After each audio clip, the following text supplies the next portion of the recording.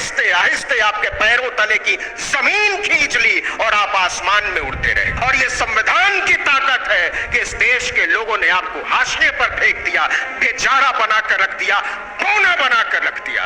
जातीय जनगणना दो चीजें थी जिसने आपके पैरों तले की जमीन खिसका दी, एक बराबरी की बात और दूसरा संविधान की बात। ये महिलाओं के विरोधी, ये दलितों के विरोधी, ये पिछड़ों के विरोधी, ये मुसलमानों के विरोधी, ये किसानों के विरोधी, ये महिला पहलवानों के विरोधी, ये बराबरी के विरोधी, ये विविधता के विरोधी हमको लोकतंत्र का पहाड़ न पड़ा। जिस दिन इस देश में संविधान बना उस दिन आपने संविधान से नफरत की। जिस दिन इस देश में तिरंगा लहराया गया उस दिन आपने तिरंगे से नफरत की। जिस दिन बाबा साहब इस देश में हिंदू कोड बिल लेकर आए आपने बाबा साहब से नफरत की। आप क्या बताते हो यह देश कैसे चलेगा?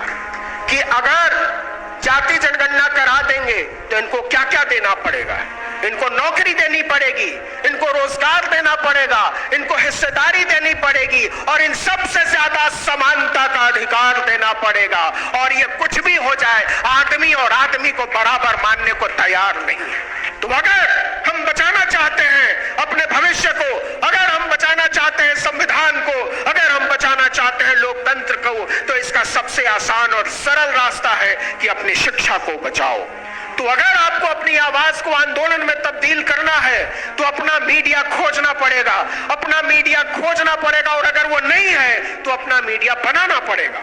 ये लड़ाई अकेले हमारी और आपकी नहीं है, ये लड़ाई केवल इस हॉल से बाहर बैठे या इस वीडियो को देखने वाले लोगों की नहीं है, ये लड़ाई उन तमाम लोगों की है जो अभी पैदा भी नहीं हुए। इसलिए इस देश में सिर्फ एक बाबा की जरूरत है, उसके अलावा जितने बाबा हैं वो सारे ढोंगी हैं, वो सारे पाखंडी हैं, वो दुष्ट और बाजी हैं, वो लोकतंत्र और भाईचारे के दुश्मन हैं।